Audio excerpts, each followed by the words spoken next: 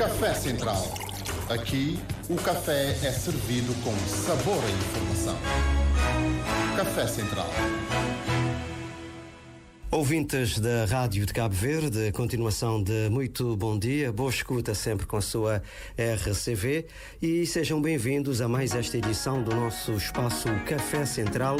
E hoje recebemos aqui a psicóloga portuguesa Ana Catarina Rosa no âmbito de um workshop sobre as emoções na educação e a realizar um conjunto de atividades que abrange várias organizações e instituições aqui da cidade do Mindelo. E a quem nós agradecemos, muito bom dia, Ana Catarina Rosa, muito obrigado também pela sua disponibilidade em estar aqui conosco. Bom dia. Em primeiro lugar, muito obrigada também por ter esta oportunidade, por falar um pouco do meu trabalho e como costumo dizer, em São Vicente sinto-me sempre em casa. Desde a primeira vez que cá estive, sou sempre muito bem recebida e acolhida.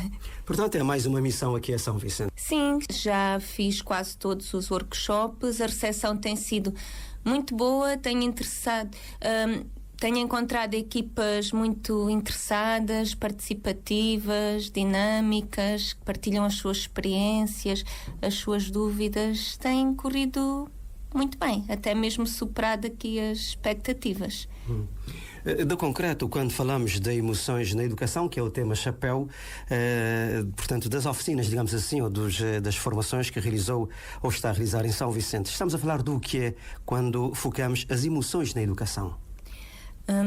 Então, o que eu pretendo transmitir aos adultos, e este workshop inicialmente foi planeado em Portugal, na minha escola, em conjunto da psicologia, da minha parte, com a psicomotricidade e a terapia da fala, e o que nós nos propusemos foi aqui explicar de uma forma simples aos adultos, que podem ser técnicos, podem ser cuidadores, podem ser pais, podem ser auxiliares, podem ser monitores, qual a importância de trabalhar com as crianças esta regulação emocional.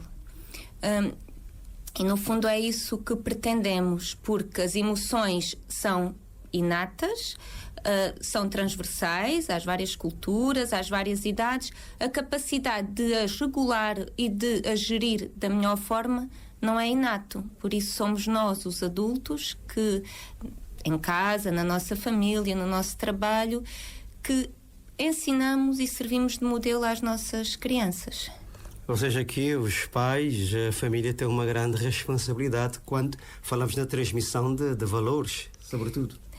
Sim, nós sabemos que, em primeiro lugar, as relações significativas que a criança estabelece é com a família, não é? Temos a vinculação precoce, geralmente com a mãe ou com o principal cuidador, e depois a criança vai estabelecendo relações significativas, em primeiro lugar, com a família e depois com outros adultos, como no contexto educativo, na escola, nos centros de estudo, e aqui a criança vai absorvendo muito, não é? A criança é o que nós dizemos, o que nós fazemos, a forma como nós somos, a forma como nós próprios lidamos com as emoções. A criança aprende muito através do nosso modelo. Por isso, sim, em primeiro lugar, a família, depois a escola, os centros educativos, é muito importante. Portanto, daí a importância desta formação que está a realizar aqui em São Vicente, abrangendo também instituições que têm uma grande responsabilidade quando falamos de educar e de transmissão de valores e de mensagens positivas, pedagógicas ou socioeducativas às crianças, aos adolescentes. Sim, o workshop tem sido dado em centros ou de acolhimento de crianças ou em que as crianças vão fazer os seus trabalhos de casa e também pegando no que disse, é muito importante aqui nesta transmissão de valores. Hoje em dia nós sabemos e cada vez se atribui mais importância à educação emocional, ou seja, a educação não é apenas desenvolver as competências académicas, ler, escrever, fazer contas, não é? A forma como nos relacionamos com os outros, como somos empáticos, gentis, como lidamos com a nossa tristeza, com a nossa raiva, tudo isso são aprendizagens tão importantes na nossa vida como as tradicionalmente académicas. Mas, sobretudo, estamos hoje num mundo mais complexo, de muitos desafios, e agora levam para a questão das novas tecnologias, que têm uma grande influência na camada infanto-juvenil. Vocês, enquanto psicólogos, enquanto técnicos desta área sensível, como é que lidam com estas matérias? Da vossa experiência. É verdade. Este não tem sido o tema central aqui dos nossos workshops, mas é um desafio que se coloca em Portugal e, pelo que já percebi, também aqui em Cabo Verde. As crianças, tendo acesso a um telemóvel, têm como ali o mundo na ponta dos dedos, e é um mundo que não é filtrado, não é? Por isso é tão importante, ou seja, hoje em dia, nas redes sociais, na internet, com a inteligência artificial, as crianças têm acesso a uma grande quantidade de informação, e o papel do adulto também é aqui muito de mediar, não é? Claro, não podemos fingir que não existe, não é? E pôr as crianças à parte desse mundo, porque faz parte, é a nossa realidade, até para os adultos também usam muito as redes sociais. Aqui é muita parte de acompanhar, estar atento, e aqui a parte de gerir, como não proibir por proibir, mas arranjar outras atividades, outros momentos em família, outras comunicações, para também tirar aqui o foco apenas do telemóvel, para complementar com outras atividades. E também, voltando ao que já disse, aqui a parte do modelo, não é? Também não nos adianta de nada dizer aos nossos filhos não estejam sempre ao telemóvel, se depois os próprios pais estão à mesa, estão na refeição, ou estão no momento de ver um bocadinho de televisão e estão sempre no telemóvel também. E aí as crianças vão dizer, então não queres que eu esteja no telemóvel, mas também está. Por isso aqui o nosso modelo, o nosso exemplo, o nosso diálogo é importante, porque claro que a criança tem acesso ao telemóvel, mas tem que ser regulado, tem que ser até aqui um pouco supervisionado e gerido da melhor forma. Sim, alguns países já até, inclusive, estabelecem um limite em termos de idade para o uso de telemóvel, das redes sociais. Bom, aqui em Cabo Verde é uma matéria que naturalmente vamos acompanhando, mas na Europa já há alguma discussão sobre isso. Algumas medidas, por exemplo, em França, se não estou em erro, já tomou alguma decisão, ao que parece, a partir dos 15 anos. É assim, em relação a Portugal, o que eu lhe posso dizer é que estamos num impasse. Já falámos nisso, isso já foi discutido, entretanto não avançou. Até em conselho pedagógico, na escola, houve orientações nesse sentido de restringir os telemóveis na escola. No entanto, foi um projeto que ainda não avançou. Estamos um bocado ainda em stand-by, e algumas escolas, independentemente, já avançaram, mas ainda não há diretrizes claras. O que se tem falado agora é que, por exemplo, até no primeiro ciclo, evitar de todo, que é até o 4º ano, 5º e 6º ano ser aqui mais restrito, e depois, à medida que a idade for avançando, poder aqui usar mais o telemóvel. Mas ainda não há nada em concreto. Ainda é um assunto que em Portugal também ainda está... Porque também é um assunto sensível, não é? Porque sabemos... Porque houve um movimento nas escolas para se usar o telemóvel até na aprendizagem. Por exemplo, fazendo questionários online, fazendo jogos educativos.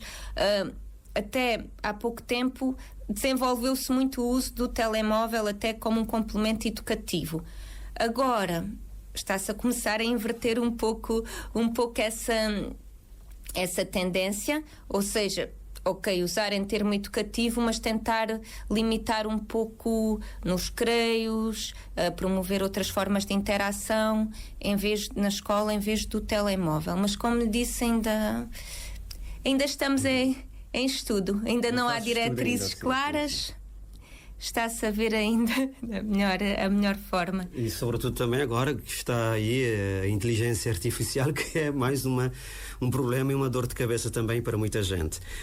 Voltando à questão das emoções, como compreender e lidar com as emoções, doutora? Temos aqui várias dicas. Em primeiro lugar, é preciso os próprios adultos desenvolverem a sua literacia emocional. Eu, para ensinar as minhas crianças, seja em contexto familiar, seja em contexto educativo, preciso primeiro de trabalhar as minhas próprias emoções e também do que eu fui falando aqui com as pessoas, com os vários formandos com quem me cruzei, e também é como em Portugal, nós ainda somos de uma geração em que não se abordava muito esse tema, não é? As famílias não falavam muito de sentimentos, ainda havia aquela tendência a estás triste, isso já passa. Como se estar triste não fosse aceitável. Então, trabalhar as emoções, em primeiro lugar, trabalharmos as nossas próprias emoções, a forma como gerimos essas emoções e depois o que transmitir às crianças. Em primeiro lugar, transmitir que todas as emoções são válidas, não é? Temos a tristeza, o medo, a raiva, o nojo, a alegria, como emoções básicas, depois existirão outras, e passa aqui muito por, desde uma idade precoce, aqui explicar às crianças que todas as emoções são válidas e têm uma função e são importantes. Não vamos fugir de emoções tipicamente menos agradáveis, não é? Porque o medo também é preciso, não é? O nojo também é preciso, a raiva, tudo isso nos dá informações importantes. Agora, é validar essas emoções nas crianças e depois o que é que temos de ensinar às crianças a forma como a gerir, né? Porque não há problema se eu sentir raiva. Agora, eu não posso sentir raiva e ir bater a toda a gente ou fazer mal a mim próprio. Aí já será diferente. É validar, aceitar a emoção e depois trabalhar então o comportamento e a forma de gerir essas emoções. Como é que podemos fazer isso? Ajudar as crianças, e aí podemos usar até histórias, jogos, saber o que é cada emoção, como é que as sentimos no nosso corpo, como é que as reconhecemos em nós e nos outros. Depois de identificar, passamos então para a fase de compreender o que estou a sentir, qual é a função de cada emoção. Depois de compreender, eu vou começar a saber melhor gerir estas emoções, o que posso fazer para me acalmar se me sentir com raiva, sem ser, aí está, como estava a dizer, sem ser partir tudo o que está à minha frente. Posso respirar fundo, com calma, posso contar até 10, posso mover o corpo. Existem várias técnicas, não é? Existem várias opções. E para terminar esta sequência, também as crianças aprenderem a expressar, não é, as suas emoções, a falar com o adulto, a dizer o que sentem. Isto leva-nos também para o diálogo em casa, o diálogo em família, para compreender as emoções e os problemas também que a criança ou adolescente vai passando no seu dia-a-dia. Este diálogo é importante em casa. É fundamental. Pode-se mesmo aqui dizer, e é uma parte também dos workshops, a comunicação é a base de tudo. Em casa, em primeiro lugar, em casa deve ser um espaço acolhedor, deve ser um espaço seguro, deve ser um espaço, aí está, onde haja uma comunicação assertiva, com respeito, com aceitação, e isso é mesmo a base de tudo. Uma comunicação assertiva com as nossas crianças, os nossos jovens, em que eles se sintam seguros para partilhar as suas emoções, os seus problemas, em que se sintam acolhidos e validados. É fundamental. Eu não sei se nas formações, se as pessoas falaram de alguns episódios, infelizmente, casos de suicídio no seio de crianças e de adolescentes aqui em Cabo Verde. E eu noto aqui um dos pontos que tem a ver com o controle da frustração, né? E muitas vezes são situações que levam esta camada infanto-juvenil a cometer estes atos infelizes. Aqui, mais uma vez, a atenção da família, mas também vocês, enquanto psicólogos têm aqui outra dose de responsabilidade, mas sem pôr de lado, e que é fundamental, o acompanhamento, a orientação da família. Sim, por acaso não trabalhamos esse tema em específico, mas podemos ter aqui várias camadas. Claro, em primeiro lugar, a família. Isso é muito importante, a comunicação. Depois, temos também possível, como hipótese, algumas situações poderão também ser situações já ao nível da saúde mental. A família é sempre a base, porque, imaginem, a família pode não chegar a uma altura que seja uma questão de saúde mental e que não consiga sozinha intervir. Mas se estiver atenta, a família pode sempre sinalizar, pode procurar um psicólogo, seja na escola, no centro de saúde. Se vir que a sua criança, o seu jovem, não está bem, se a família, se a escola estiverem atentos, podem sempre pedir ajuda mais especializada para lidar com estas situações mais específicas e que podem envolver já situações aqui ao nível da saúde mental. A nossa conversa está quase na reta final. Esta experiência aqui em Cabo Verde, São Vicente, leva daqui algumas ideias que podem também servir para o seu trabalho? Sim, nós estamos sempre a aprender. E posso dizer que uma parte muito importante das formações, e eu costumo dizer isso, ou seja, deixamos um bocadinho, mas também levamos muita coisa, não é? Todas as experiências, todas as partilhas. O que eu tenho encontrado aqui, posso dizer que são monitores, cuidadores, técnicos, com uma grande sensibilidade humana e que trazem muito de si, isso é muito importante para o seu trabalho, ou seja, o trabalho que fazem com as crianças, o que eu sinto é que não é apenas um trabalho, acaba por ser também uma missão de vida. E isso é uma mensagem muito bonita e inspiradora. Aos pais encarregados de educação, quer deixar aqui alguma mensagem final? O mais importante de tudo é a relação. Podemos ter mais conhecimentos, ter menos conhecimentos. No fundo, a base é o amor e a base é a relação. Ouvir as nossas crianças, estar atenta às suas necessidades, criar um ambiente seguro, e isso é a base para um desenvolvimento harmonioso e respeitador da criança, validando sempre as suas emoções. No início, não sei se perguntei, mas como é que surgiu o convite? Que seria a minha primeira questão. Como é que surgiu o convite também para estar aqui? Se pensa regressar mais vezes? Sim, esta já é a 4ª vez que eu estou aqui em São Vicente. Gosto sempre de voltar. Eu inicialmente fiz um trabalho com crianças na Pedra Rolada, onde também é a casa onde costumo ficar do voluntarismo e continuo sempre a estar com essas crianças. No entanto, também com o tempo e articulando com o voluntarismo, surgiu aqui também um pouco esta necessidade e esta vontade de chegar aos adultos, não é? Porque, no fundo, são os adultos que estão a educar e que são os responsáveis pelas crianças. Então, aqui também, se conseguirmos chegar também aqui um bocadinho mais a estes cuidadores, também poderemos, então, chegar às crianças, e foi um bocadinho nesse sentido. Entretanto, o voluntarismo contactou as várias, fez a ponte com os seus parceiros e foi interessante porque houve muitas instituições a dizer que sim, ou seja, não foi uma obrigação. Eles perguntaram, estariam interessados em saber mais sobre este tema, as emoções na educação, e disseram que sim. Praticamente todos mostraram interesse, e foi assim que surgiu também esta parceria. Entretanto, já temos planos para o futuro. E já agora, o Ministério da Educação também esteve envolvido, porque estamos a falar de educação, convém também que haja esta parceria. Por agora, penso que não, talvez no futuro, porque esta parceria foi desenvolvida não nas escolas públicas, não é? Mas com estas instituições que acolhem as crianças, por exemplo, nos seus tempos livres, nos seus trabalhos de casa. Mas no futuro, até já houve essa sugestão, quem sabe envolver também aqui a rede pública da educação. Então, agradecimentos por estar aqui connosco no nosso Café Central. Obrigada, bom dia. Bom dia, muito obrigado pela sua disponibilidade.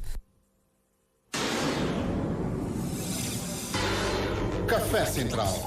Aqui, o café é servido com sabor e informação. Café Central.